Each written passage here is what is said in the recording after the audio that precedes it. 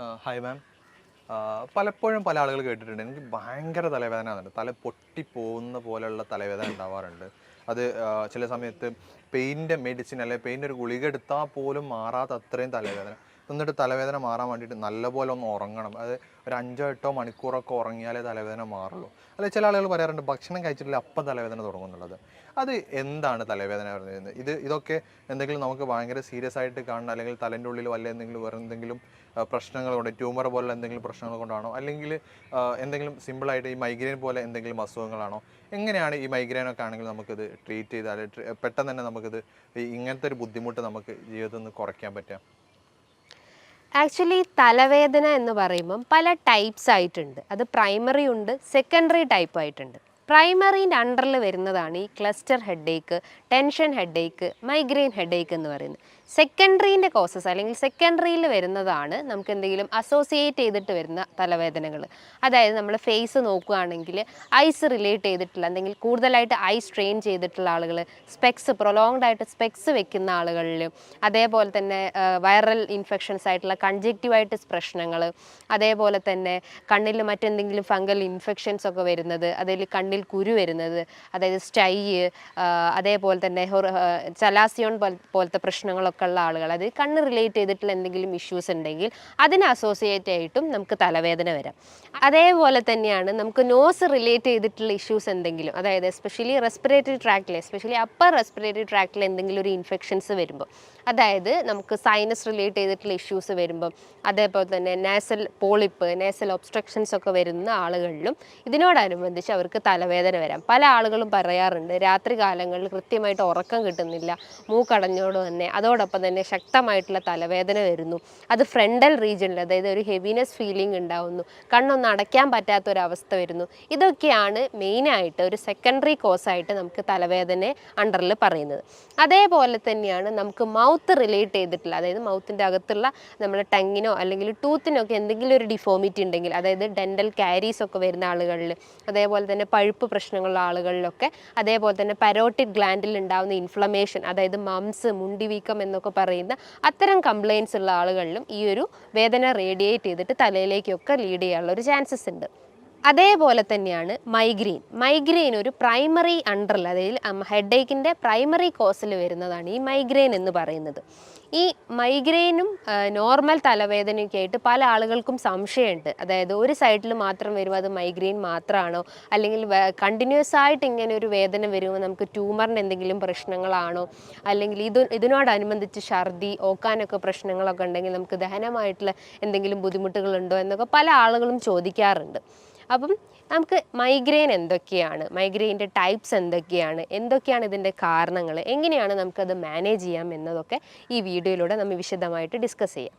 Migraine അഥവാ ചെന്നിക്കുത്ത്, ഇത് വരാൻ ഒരുപാട് കാരണങ്ങളുണ്ട്.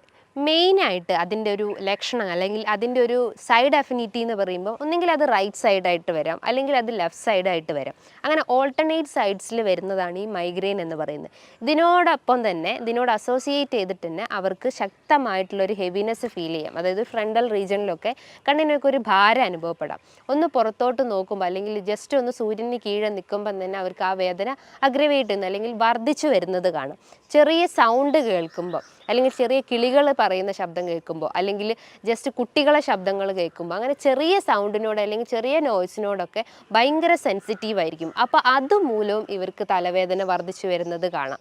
ഇതിനോടനുബന്ധിച്ച് തന്നെ ഈ തലവേദനയോട് തന്നെ ഒപ്പം തന്നെ അവർക്ക് ദഹന സംബന്ധമായിട്ടുള്ള ബുദ്ധിമുട്ടുകൾ ഉണ്ടാകും. പല ആളുകളും കേസ് എടുക്കുന്ന ടൈമിലൊക്കെ, ഞാൻ മൈഗ്രെയിൻ്റെയൊക്കെ കേസ് എടുക്കുന്ന ടൈമിൽ ഞാൻ ചോദിക്കാറുണ്ട്, നിങ്ങൾക്ക് ദഹന സംബന്ധമായിട്ട് എന്തെങ്കിലും ബുദ്ധിമുട്ടുണ്ടോ ചോദിക്കും. അപ്പോൾ അവർ പറയും ഛർദ്ദിച്ചു കഴിഞ്ഞാൽ അവർക്ക് ആ ഒരു വേദന റെഡ്യൂസ് ആയി പോവും. ഇതിനോടൊപ്പം തന്നെ അവർക്ക് നെഞ്ചരിച്ചിലിൻ്റെ പ്രശ്നങ്ങളുണ്ടാവും, ഗ്യാസ്ട്രൈറ്റിസിൻ്റെ പ്രശ്നങ്ങൾ ഉണ്ടാവുന്നു, വയറ് വീർക്കുന്ന പ്രശ്നങ്ങൾ ഉണ്ടാവുന്നു, ഒന്ന് ഫുഡ് കഴിക്കാതിരിക്കുമ്പം തന്നെ വേദന വർദ്ധിച്ചു വരുന്നു എന്നൊക്കെ പറയുന്നത് കേട്ടിട്ടുണ്ട്.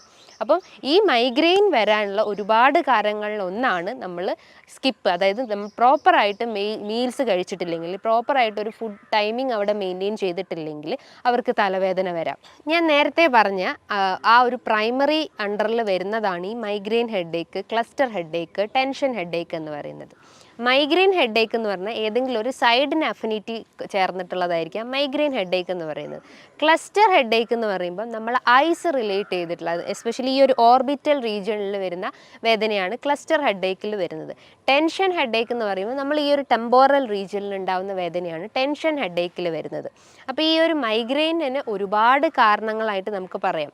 അതായത് ചിലപ്പോൾ അവർക്ക് ഫുഡ് സ്കിപ്പ് ചെയ്യുന്ന പ്രശ്നങ്ങളാവാം, അല്ലെങ്കിൽ എന്തെങ്കിലും സൗണ്ടിൻ്റെ പ്രശ്നങ്ങളാവാം, അല്ലെങ്കിൽ ഭക്ഷണം പ്രോപ്പറായിട്ട് കഴിച്ചിട്ടില്ലെങ്കിൽ, അല്ലെങ്കിൽ വാട്ടർ ഇൻടേക്ക് മെയിൻറ്റെയിൻ ചെയ്ത്, അങ്ങനെ ഒരുപാട് കാരണങ്ങളായിട്ട് തലവേദന വരാം. അപ്പോൾ നമ്മൾ ശ്രദ്ധിക്കേണ്ട കുറച്ച് കാര്യങ്ങളെന്ന് പറയുമ്പം തലവേദനയോടനുബന്ധിച്ച്, അതായത് തലവേദനയോടൊപ്പം തന്നെ അവർക്ക് റിക്കറൻ്റ് ആയിട്ട് ഫീവർ വരുന്നു, അതോടൊപ്പം തന്നെ കഴുത്തിന് ഭയങ്കര ഒരു സ്റ്റിഫ്നെസ് അല്ലെങ്കിൽ വേദന അനുഭവപ്പെടുന്നുണ്ടെങ്കിൽ അത് ഒരു അസുഖത്തിനെ സൂചിപ്പിക്കുന്നു. അതായത് മെനിഞ്ചൈറ്റിസ് എന്ന അസുഖത്തിനെയാണ് സൂചിപ്പിക്കുന്നത്.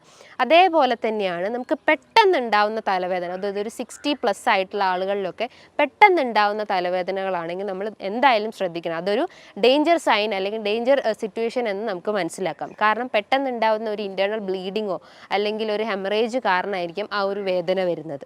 അപ്പോൾ നമ്മൾ എത്രയും പെട്ടെന്ന് തന്നെ ഒരു ഡോക്ടറെ കൺസൾട്ട് ചെയ്ത് ട്രീറ്റ്മെൻറ്റ് സ്റ്റാർട്ട് ചെയ്യുന്നതാണ്.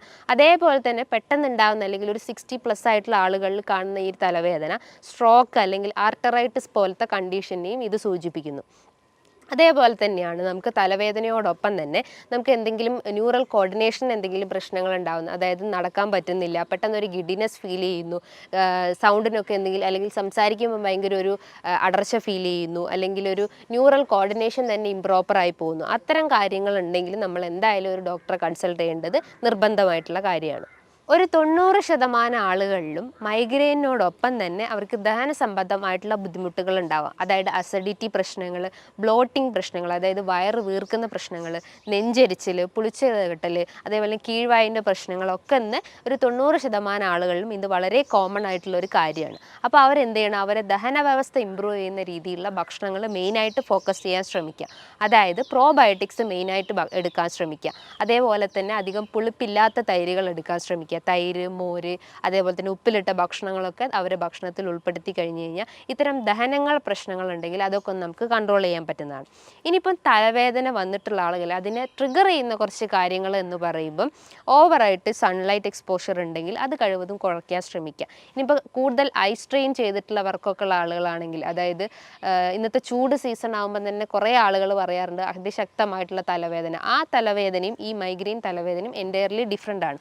അതൊരു പെട്ടെന്ന് അല്ലെങ്കിൽ സഡൻ ആയിട്ടുള്ള ഒരു അറ്റാക്ക് മാത്രമാണ്. അതിൻ്റെ കാരണങ്ങൾ എന്ന് പറയുമ്പം എന്തെങ്കിലും നമ്മൾ ഫിസിക്കൽ സ്ട്രെയിൻ അല്ലെങ്കിൽ ഒരു ഫിസിക്കൽ ആക്ടിവിറ്റീസ് കൂടുതലായിട്ട് ഇൻവോൾവ് ചെയ്തിട്ടുണ്ടെങ്കിൽ, അല്ലെങ്കിൽ എന്തെങ്കിലും ഐ സ്ട്രെയിൻ വർക്ക് ചെയ്തിട്ടുണ്ടെങ്കിൽ, അതായത് ലാപ്ടോപ്പിലോ അല്ലെങ്കിൽ നമ്മൾ എന്തെങ്കിലും ഗാഡ്ജറ്റ്സ് ഒക്കെ ക്രോണിക് ആയിട്ട് അല്ലെങ്കിൽ പ്രൊലോങ്ഡ് ആയിട്ട് യൂസ് ചെയ്തിട്ടുള്ള ആളുകളൊക്കെ ആണെങ്കിൽ, അല്ലെങ്കിൽ നമ്മൾ ബോഡി ഡീഹൈഡ്രേറ്റ് ആയിട്ടുണ്ടെങ്കിൽ, ഇത്തരം കാരണങ്ങളാണ് ഈ പെട്ടെന്ന് ചൂട് കാലത്ത് ഉണ്ടാകുന്ന തലവേദനേൻ്റെ ഒരു റീസൺസ് നമുക്ക് പറയാം.